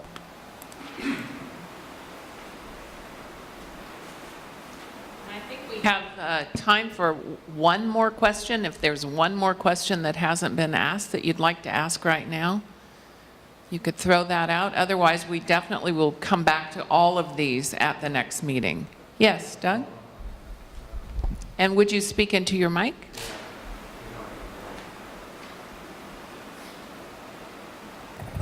So following up on what you just said, would the reason that the very best we can get to is 25% in 2080, would that be because at that point quite a bit of the pipeline is already 50 years old?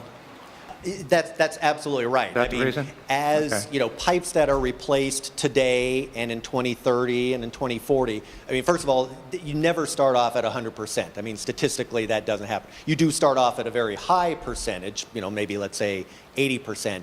But those pipes then start to age from the minute that they go into the ground, and that calculated survival probability then starts to go down. So you're never going to catch up in terms of trying to get that number to 100% reliability, because that's just it's not possible to do that. But yeah, so that number is always there because pipes continue to age as time moves on. So thank you for those questions, and I'll turn it over to your chair for any public comment.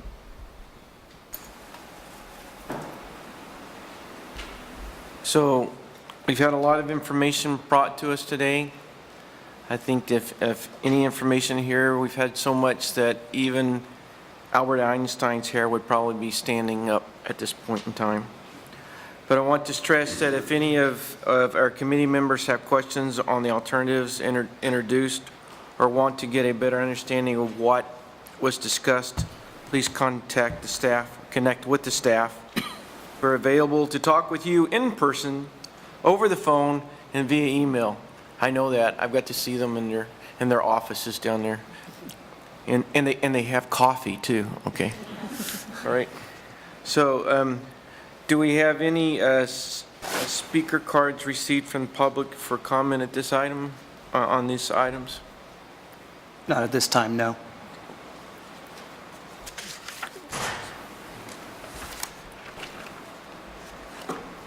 Hearing none, we'll move to the next item on agenda's facilitators report.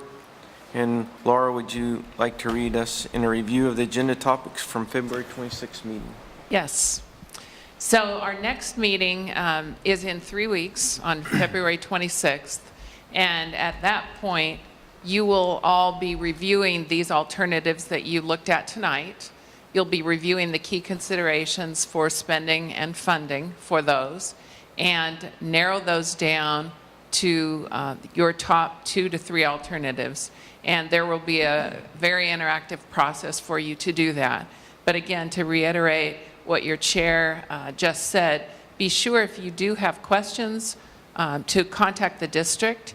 And also, I know I will be going back and rereading the technical memo again, because, you know, there's nothing like going through a process like this, and I read it a couple of times beforehand, but I think now it will have even deeper meaning, so I would encourage you to do that. And if you would leave these sheets here and refer to the sheet that's on the last page of your technical memo, which is basically the same thing, but the numbers then all line up with the slides that you got tonight, but that you'll also be able to access electronically. Hillary? Yeah, I just want to make a pledge to the CAC that we are going to do everything we can to get the video up as quickly as possible, because there's a short amount of time between this meeting and your next meeting, and I know many of you would like to watch the video again, or at least portions of the video. You can zoom out to the area, you know, that you want to see, and that may be another tool for you as you prepare for the next round of discussions, in addition to revisiting the technical memorandums. Again, we'll have the PowerPoint presentation posted tomorrow on the website. We'll send out one of those alerts that we do to let everybody know that it's up. And again, Missy and our team are available to you on an individual basis. We'll be happy to meet with you. We'll be happy to correspond with you in between these meetings as well. Thank you. So let's have an opportunity for each of you to share with each other something you're taking away from tonight.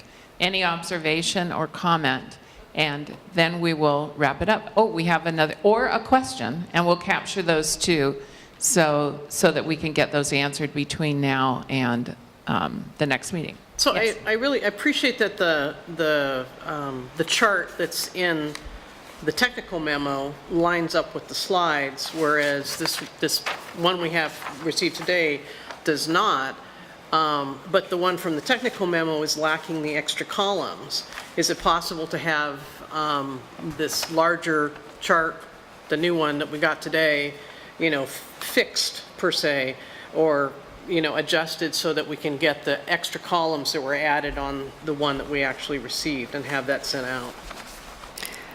I can certainly make those revisions and send that out as well. You know, obviously you would have to print that to 11 by 17, but I will add that column for a PDF. For the next meeting, I will make sure we have 11 by 17 of this again, because I think this will be very useful, and, you know, all the revisions will be completed with that additional information. Great. So we'll send it out and have it available at the next meeting. Okay, or we can swing by the office and pick one up. Yes, I was just going to say, Yes. if you want to do that, we'll make that available to you as well. Thank you. All right. Yes. I have a question for the next time as well. The issue came up about what did the percentages relate to in terms of actual money, the $5, what the monthly bill was. I think it might be helpful too, because this is going to be a political issue when we're finished, is to have some key markers and just run the numbers of a typical family of 4, because you're talking about raising rates from 2.something% up to whatever people decide plan they want, and looking at that in terms of, you know, what people actually make, what you know, how many people get a 5% increase a year, trying to keep a thumb at least on the reality of what these numbers are besides just what's up there. I think it might be really helpful to narrow it down where we would like to go. Great, we'll add that. Yeah, I was just going to say, we did a little bit of that in the presentation, but we can take it a little bit further. Especially Absolutely. because you have the Yeah. different groups, Yep. and different alternatives. Pick one in each category and show what it is. Very Would good. be helpful. Yep. Thanks. That's a good Great.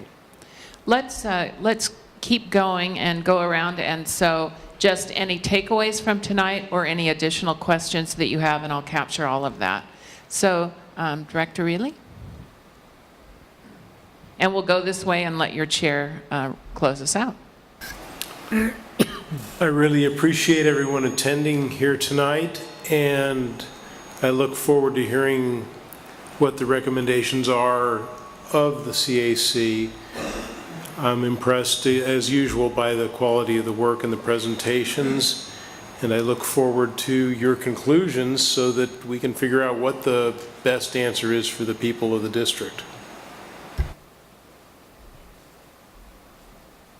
No questions, just a lot of information to absorb and review. Thank you. I too don't have any comment really on it. I think maybe one of the obvious things, well, I say I don't have any comment and then I go, isn't that classic? I would think it'd also be helpful to kind of poll people at the beginning of a meeting when you get on to the numbers, because some people, the consensus may already be here that across the board we all would concur with some kind of pre-funding. And if so, then that kind of narrows it down where the conversation needs to go.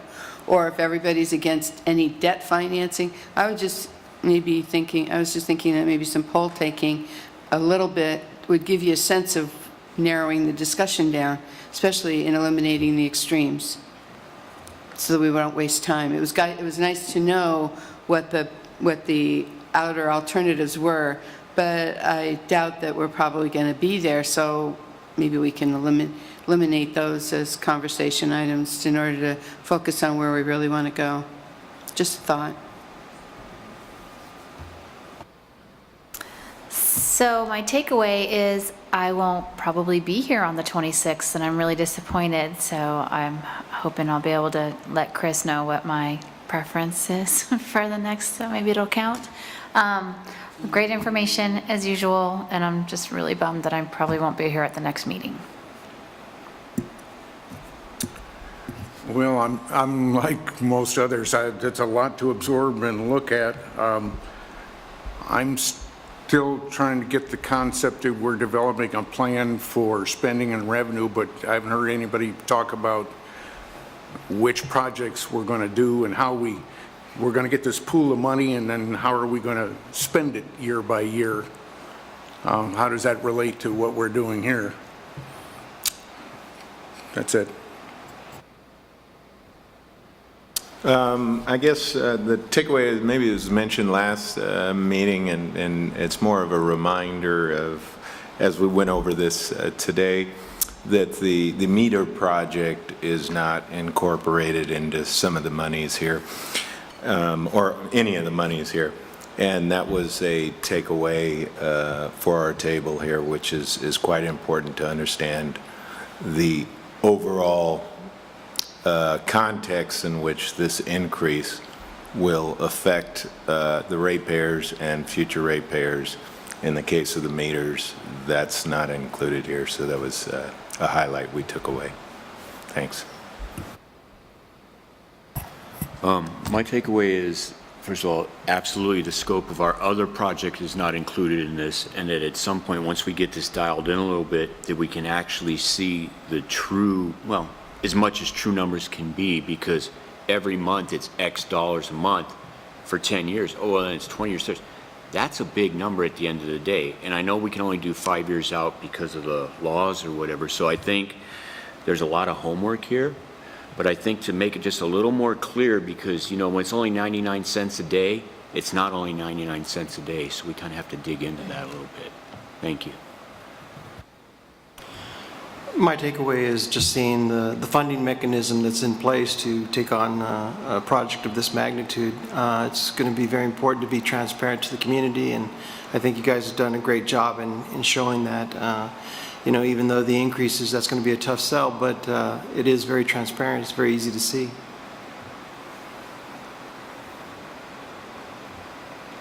My takeaway is it's amazing to see that a little bit of a change in the different options has such a huge impact on the overall project.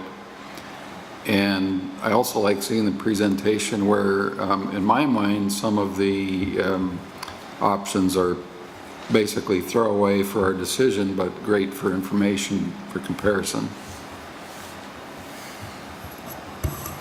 My takeaway from tonight is I just want to thank you all for the way that you presented very complicated financial concepts to this group in a way that we can understand the ramifications for both current and future residents, and there's no doubt that you have embarked on this project in a very thoughtful way, so thank you. Also, the preparation has been very outstanding and certainly an interesting exercise in dealing with a variety of topics, and it is makes government a little bit more interesting, doesn't it, when you get to learn all kinds of new things. My takeaway is just digesting all these numbers, and but I appreciate all the the options that we went through, all 21 of them, and a lot of numbers to digest. So, and I look forward to 3 weeks from now. So we work together to bring that number down. I think my takeaway is I spent several days grinding on this, trying to figure it all out. And it's going to take a whole lot more days to get my head around it by the next meeting. Hope I do. I also want to thank you, Roger, for explaining that. I came into the meeting today really confused about the survivability probability, so appreciate it. After tonight, I'm kind of thinking about a lot of the talk of intergenerational equity, especially with regards to the cost of everything, and kind of pondering who's going to get the most utility out of the repairs that we're making, and trying to how we can put the cost of these replacements on those who are going to get the most benefit out of them. My personal thoughts are debt's not the best way, and that's just because it's going to push out so far that, maybe the people who will be actually incurring that cost are be the ones that are going to pay for the next repairs. So I'm just kind of working in my head how we can, make it most equitable for everybody involved, present and future. I think I'm really appreciative of the group and the diversity of the skills and the background in this group and the questions that come up because of our different perspectives.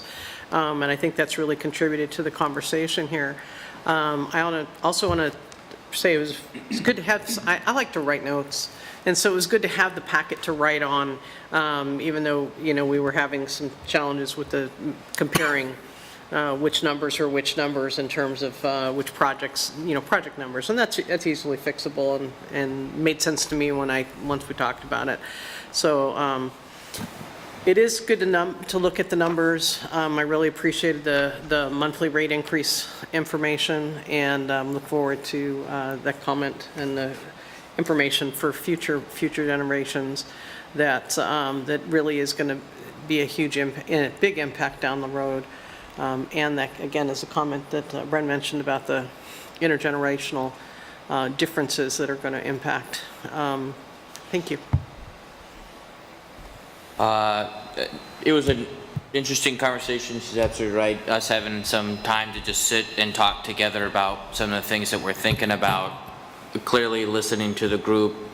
60 years is a long time from now. We're not even talking about it still starting until 2030. I don't know how, as a representative, I got to take this back to my institution and tell them that the dollar amount may be too much to bear, where I think the reality of what you want to do and the reality of what the public can handle is, you got to find that sweet spot as part of this process. I know that's an impossible, because you don't know until you hit the number and then they come out.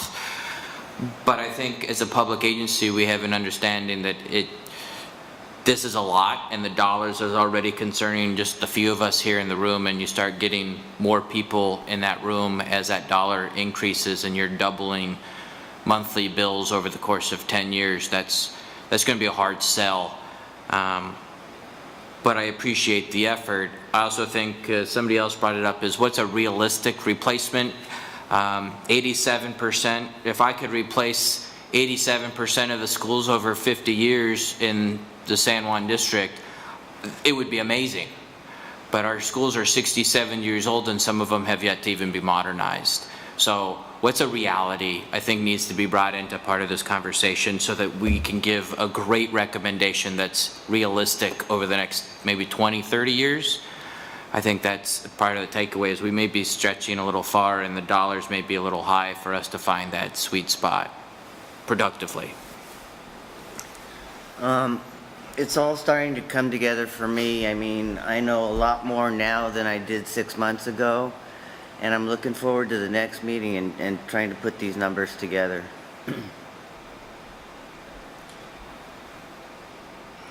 Just wanted to have a quick reminder that if folks could please remember to leave their name tags and badges at the table. Thank you so much.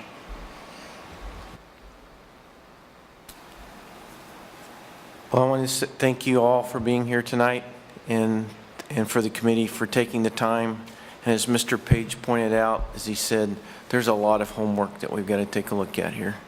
And so for our next meeting, please be sure to take a look at this as we make decisions. And for the staff, to thank the staff because you see, as we see here, they put in a lot of time and effort into this, and there's a lot of work here in seeing this. And I speak for that, and I think I also speak for Miss Moser saying that. And I did get a text from Miss Moser. She said I was doing okay as doing this night, except I missed one thing. She says I didn't use the gavel at the beginning. So she says to please use the gavel at the end. All right?